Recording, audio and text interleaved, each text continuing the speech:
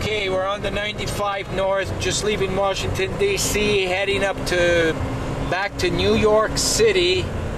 And we got about 2.5 hours to go, 3 hours, no, 2.5. And I was just saying that, well, first of all, what a dynamite, like, that was like dynamite. What just happened in D.C.?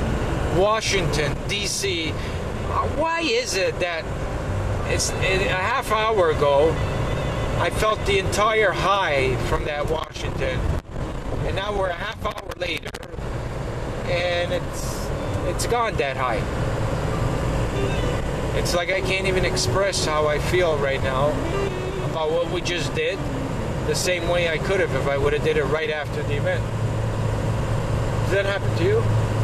Yeah. Or do you still feel what you felt back then? I still feel it. It's sustained. Because something that you told me a long time ago about when you're on the high, you try not to stay too high. And that way find the middle ground. When you come down from that, you don't have as far to come down. Yeah. So you even it out all the way through. And that's kind of the way I feel right now. And of course, I'm concentrating on the road as well. Yeah. So I understand. Well, I don't need a pee break right now. So okay. Well, that was a hell of an event. Yeah, it was really, it was amazing. We had about 75 people who walked 4 miles through the heart of, well, not exactly the heart of Washington, but certainly downtown Washington, D.C., one of the most, if not the most powerful city in the world, the seat of the biggest political power in the world, for sure. And we engaged over 50 school kids to walk with the torch, and they knew exactly what they were doing there and why they were there. And it wasn't just to get out of school for a couple of hours, which I'm sure the school kids definitely factors into it, but at the same time they knew exactly why they were there. And when they were asked questions, they may have been shy about answering, but they knew how to answer the questions, even if it was just, I feel good, well, why do you feel good? Because we're trying to help something.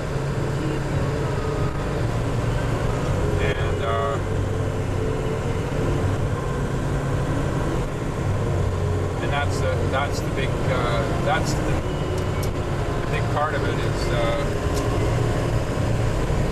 how the kids feel and giving it over to them because they're the future.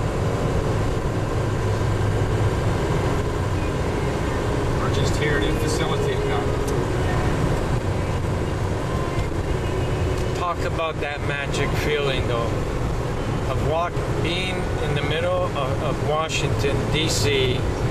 with all that police escort, stopping all that traffic through the major artery of Washington to the Capitol, where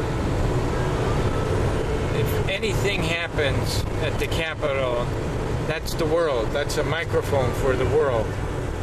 Right in front of the Capitol, with the heart of the city's kids, and saying what they were saying, that they want Congress and they want Obama to receive that torch next time we come there, and that they're going to make it happen. And the police, what did they say about it? How good they felt. Did you see them get into it? Yeah, they said that was their favorite activity as a police officer was to do exactly what they did today, which was help us walk that 4 miles and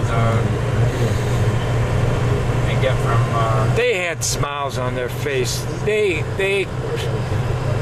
were so into it.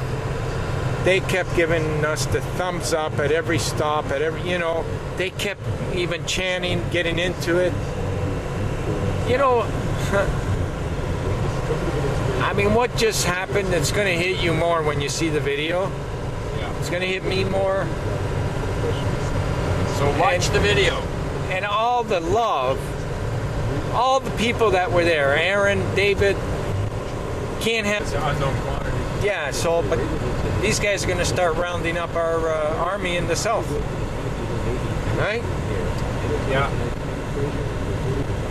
That's going to be a very, very interesting experiment. And I